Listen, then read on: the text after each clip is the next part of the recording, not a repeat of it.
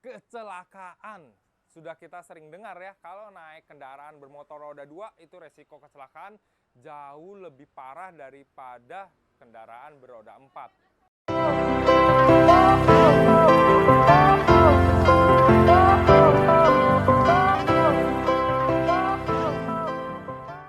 Terhitung sudah lebih dari 100 orang menghilang nyawanya di MotoGP.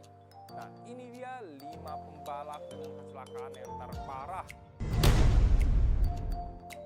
Lorenzo Savadori, sirkuit Red Bull Ring, Austria.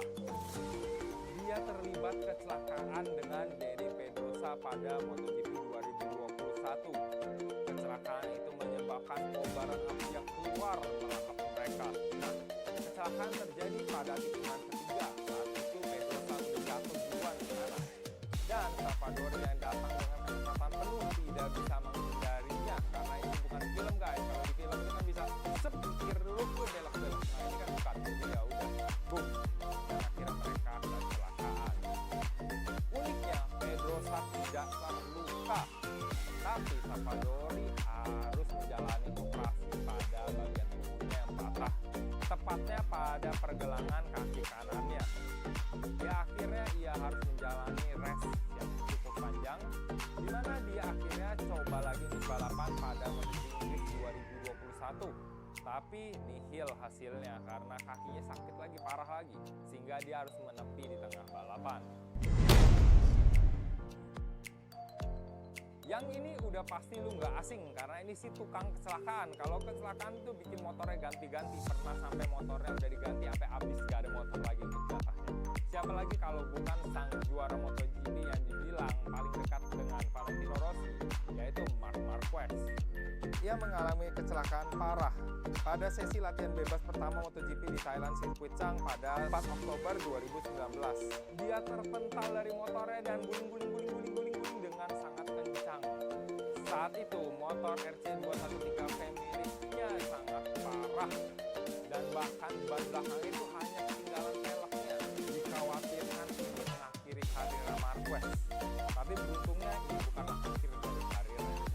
Walaupun dia mengaku pada saat kecelakaan dia 5 detik tidak bisa bernafas guys. Coba tahan nafas dulu 5 detik aja. Ya kurang lebih kayak gitulah rasanya, cuma dia lebih panik karena habis kecelakaan. Shoya Tomizawa, dunia MotoGP harus kehilangan Shoya Tomizawa. Ya kecelakaan terjadi pada 5 September 2010. Benar-benar menyedihkan sekali, tidak ada yang mengharapkan hal ini tentunya. Kecelakaan terjadi di sirkuit Misano San Marino saat Tomizawa sedang berada pada posisi keempat pada lap ke-12.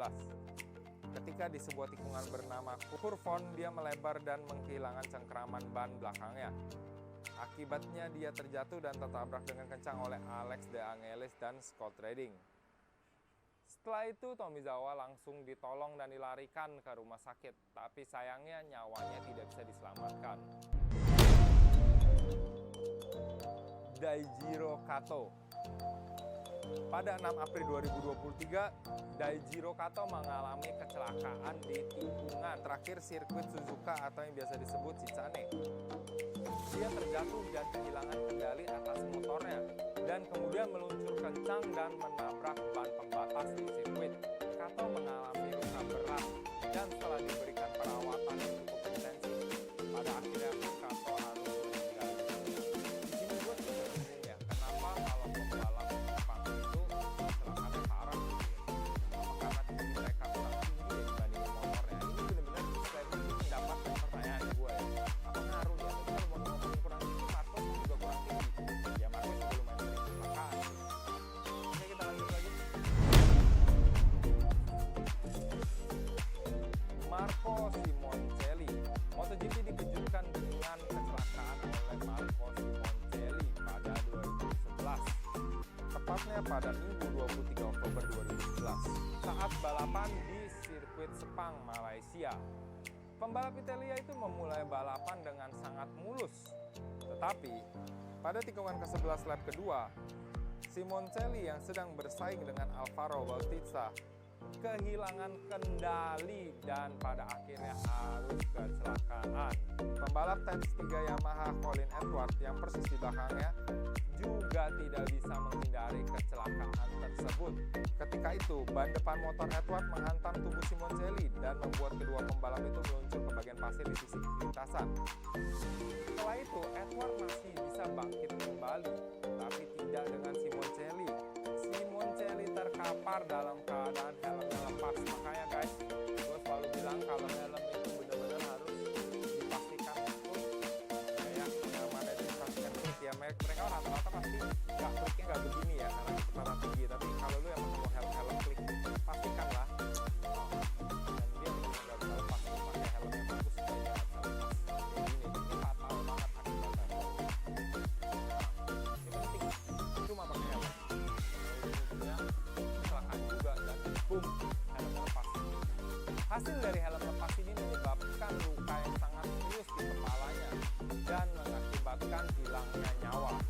Dan pada akhirnya MotoGP memberikan penghargaan kepada Simoncelli dengan memberikan sirkuit yang ada nama Simoncelli-nya, yaitu Misano World Circuit Marco Simoncelli. Nah, itulah hal-hal yang menyedihkan yang terjadi di MotoGP. Kalau kalian suka video-video seperti ini, tentunya support kita dengan hit subscribe button dan juga share ke teman-teman kalian dan juga like. Tentunya komen di bawah. Kasih kita masukan karena komen dari kalian akan sangat berarti untuk kita. Dan kalian mau video-video seperti apa selanjutnya itu juga komen di bawah biar kita buatkan. Supaya tempat ini bisa menjadi ajang diskusi yang seru.